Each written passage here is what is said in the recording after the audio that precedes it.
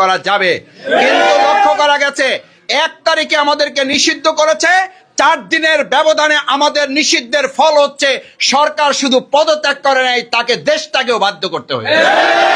সুতরাং ভবিষ্যতেও কেউ যদি জুলুম করেন, কেউ যদি জামাত ইসলামী ছাত্র শিবির নিয়ে ষড়যন্ত্র করেন, এটা ভালো করে মনে রাখবেন। বাউফল সহ যারা আমার এই বক্তব্য শুনবেন, জামাত ইসলামী ছাত্র শিবির নিয়ে কেউ ষড়যন্ত্র করলে শেখ হাসিনার মতো ঔদ্ধত্যপূর্ণ এক মহিলাকে 5 দিনের মাথায় শুধু পদত্যাগ না, দেশ ত্যাগ করতে হয়েছে।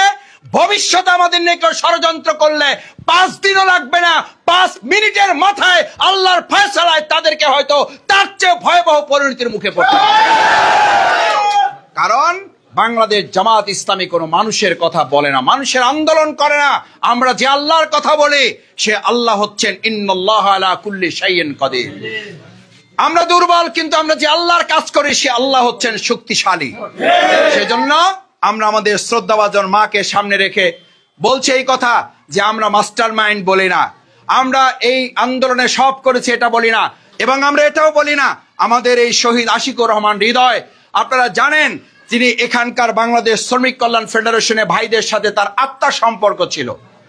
আমাকে মাহমুদ বলেছে, আমাকে রেদওয়ান ভাই বলেছে, তিনি অসুস্থ হওয়ার আগের দিনও আমি শফিকুল ইসলাম মাসুদ ব্যক্তিগতভাবে আল্লাহর কাছে বিশেষভাবে তার জন্য দোয়া করি, এই কারণে যে আমাদের পোস্টার, আমাদের ব্যানার এগুলো লাগানোর কাজে সে নিজে নিয়োজিত ছিল। আল্লাহ আপনি তাকে উত্তম জাযা দান করে দিন। আল্লাহ, তিনি আপনার দিনকে বিজয় করার চেষ্টা করেছেন, উচ্চকিত করার চেষ্টা করেছেন, আপনি দয়া করে আমাদের হৃদয়কে জান্নাতে উচ্চ মাকাম তাকে দান করে দিন। সেই জন্য এরপর আমরা বলি বাংলাদেশ জামাত